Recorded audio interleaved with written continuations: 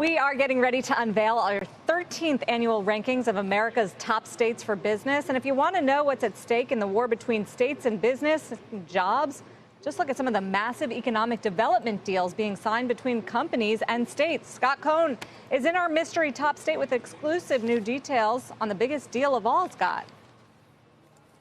Yeah, that's right. You know, we talk about this every year. We have been for 13 years, and it really is coming to fore with some of these big deals. And the biggest deal of all, biggest subsidy ever to a foreign company to locate in the U.S. is that Foxconn deal, $4 billion at stake. But right now in the Badger State, they are filled with remorse. It is not what was advertised. This is the eighth wonder of the world. A $10 billion factory building giant video displays employing 13,000 people. A year later, still no plant and a tiny fraction of the jobs. Governor Tony Evers, elected last year as part of the backlash, is trying to adjust the state to the new reality. We now have clarity exactly what this first phase is going to look like. In his first national interview about the project, Evers says he and the company have now reached an understanding. They're going to be making smaller items, probably tablets, glass for tablets and phones and things like that. They're looking at, I think it was 1,500 employees, which certainly is less than the original thought. But 1,500 is a far cry from 13,000. Well, we will take one step at a time. Foxconn says it will keep its promise eventually.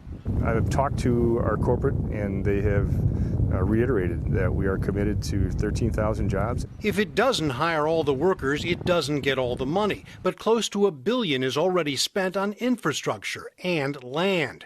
Kim Mahoney's house is the last one standing. The homeowners didn't know that we would be directly impacted until the day of the public announcement. Are you comfortable with how this was done? Well, no, I never have been. It became part of the campaign, frankly. You know, Donald Trump coming in saying it's the eighth wonder of the world, all that stuff. I think it set people up for expectations that probably could have been handled differently. Case in point, 1,500 people, the governor says, to be employed at Foxconn next year if and when they begin production. That is, again, short of Foxconn's threshold for collecting on some of those incentives. So we will see what happens. We've got a lot more, including our full interview with Governor Evers, a lot more about state competitiveness. You can see how we do our study at topstates.cnbc.com. So where am I? Here's your last diabolical hint. Don't fear the Reaper.